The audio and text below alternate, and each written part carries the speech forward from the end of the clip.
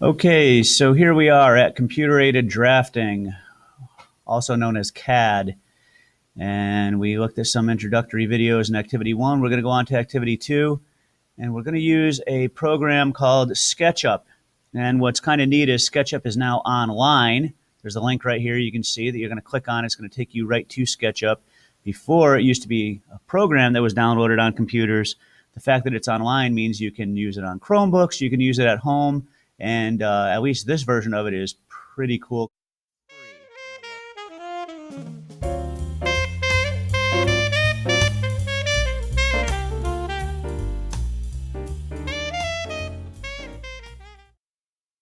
So when you get there, the easiest way to draw in 3D, this little banner, and it's got a button that says Start Modeling, which is what we want to do. We want to build something.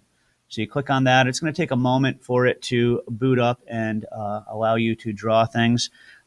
The old version was also quite a bit more complex with the toolbars and menus, etc., and that made it quite challenging in terms of just understanding what all the different tools are and what they did for you. So here I am up in SketchUp, and it gives me this little, excuse me, person here that's just to kind of give you an idea of what the scale of things are.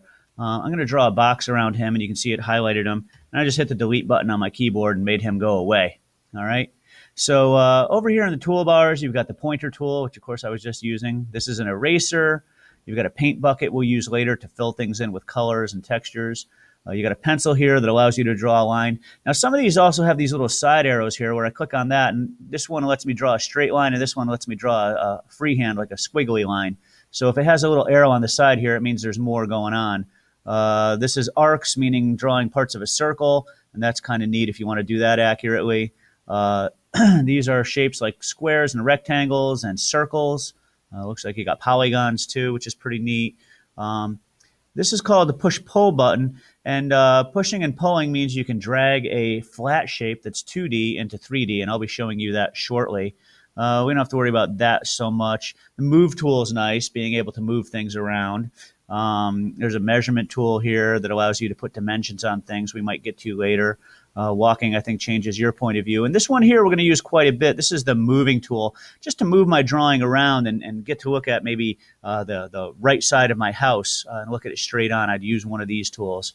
You pretty much can ignore these guys over here, but these are pretty handy. So let's get started. I'm just going to click on this rectangle tool here. And when I click and I pull, you can see it's starting to make a blue rectangle there. You might notice down in the bottom corner here, there's dimensions going on. It's really hard to drag and get to an even number.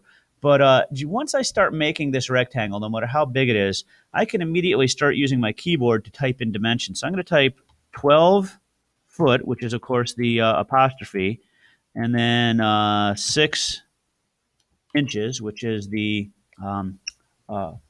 quotation mark. And then I'm going to do a comma, which says next measurement. And I'm going to say 16 feet, 6 inches. And then when I hit enter, watch what happens. It automatically makes me a square that big. So I didn't have to drag it and make myself crazy with my mouse trying to be accurate. It did that for me, and the dimensions are right down here. Right now, it's kind of filling up my screen a little too much. I'm using the roller on my mouse to zoom out a little bit so I can see that whole square there. This is a good time for me to use this move tool. I can grab this hand here, and with the hand I can just kind of move the whole thing around. That's called panning. And then if I want to move around in a circle and look underneath it and whatnot, I can use this orbit tool, which is pretty nifty.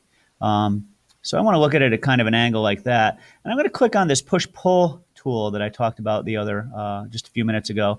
And when I click on this surface and pull, you can see it starts going up. And I'm turning that from a flat rectangle into a box or a cube, something that's 3D. Let's say I want to make it 6 feet tall. Well, we'll call it 8 feet tall. 8, apostrophe, enter. Oh, that did 8 inches. Ha! My mistake. This is a good time for us to look on the undo button, which is down here. If I click undo, it brings me back one step. Undo is going to be your friend in SketchUp, I promise you that. So again, let's push-pull this guy up a little bit, and I'll do 6 feet, which means 6 feet. So now I've got a 6 foot tall and I believe it was 12 and a half feet by 15 and a half feet, something like that. And if I go back to my orbit tool, I can kind of look around at it. I can look at all the different sides. I can look under it and kind of look at it from the angle here. Now, let's pretend this is like a shed or something that I want to keep my lawnmower and accessories and whatnot in there. Of course, I'd want to have a roof. I wouldn't leave it flat like that. The snow and the rain would get in there. So I'm going to click to this pencil tool here, and it's going to allow me to draw a straight line. What's kind of neat is at the corners, you can see it becomes what they call an endpoint. And as I move towards the middle, it kind of guesses I'm looking for the center of that line. And look at that. It sucked it right to that midpoint and tells me it's the midpoint. So I can click there and start drawing a line. Now, the tricky part is getting it to connect to the center midpoint on the other side. So if I get it up there and I bring it close, close, close, it snaps to it. It's almost like the way a magnet would suck that last bit of an inch to the piece of metal you put it near. So I do that, and I know that that line is straight down the middle. And I can kind of prove it to you with my orbit tool. If I orbit around, that looks like it's pretty much straight down the middle, huh? And if I come at it a little bit like this, I'm going to use my pointer and select that line. When I select things, they turn blue. And then I'm going to click this move tool that's got the 4 arrows on it. And if I just click on this guy anywhere and let go and then start pulling up, you can see my roof goes straight up. And I get that nice, neat roof line there. I'm back in here. Look at that. Pretty cool. All right. Now, I think I want to make a window. Actually, I want to make a window somewhere up here, like an attic window to let all the hot air out. So if I go back to my rectangle tool and I click on this side arrow, it actually has a circle tool. But I want to make sure my circle is centered. You know what first I'm going to do? I'm going to go back to my line tool, and I'm going to go from this midpoint to this midpoint. And that gives me a line I can use to make sure my circle goes in the right place. So if I click on my circle and I line it up right on that center line, we did a lot of center line stuff in the wood shop, and I just kind of stretch it out. It gives me a circle there. And then I haven't used this eraser yet. That's a good tool for you to know how to use because goodness knows we're going to make mistakes. I erase that. Come on now. Erase that. I erase that. And I'm left with that circle.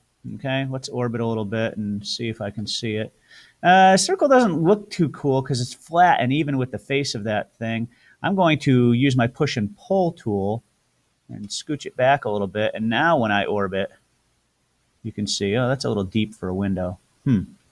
Maybe I went a little too far. Maybe I'll go undo and I'll just push it in a little bit. And now you can see it looks kind of like a window there.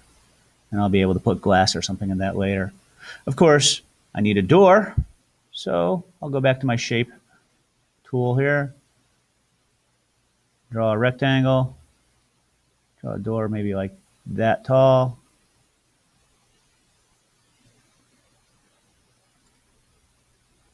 I could put a frame around my door. Frame doors and windows often have some kind of a trim piece around them. You can bump that out a little bit. That's a little far. Maybe I'll undo that. And looking at things from the side, you can see it gives you a better perspective on depth. So that's a pretty neat thing. Maybe I'll make a little doorknob here too.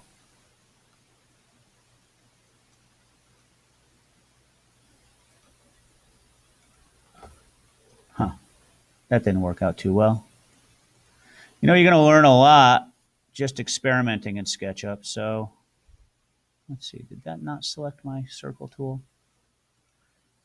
And you can see I'm spending a lot of time moving between my panning tool and my orbit tool and the tools I'm actually drawing and creating things with. There we go. There's a little circle. And if I orbit around a little bit and get myself at the angle, grab my push-pull, I'll make a little door handle there. So I'm feeling pretty good about this guy right now.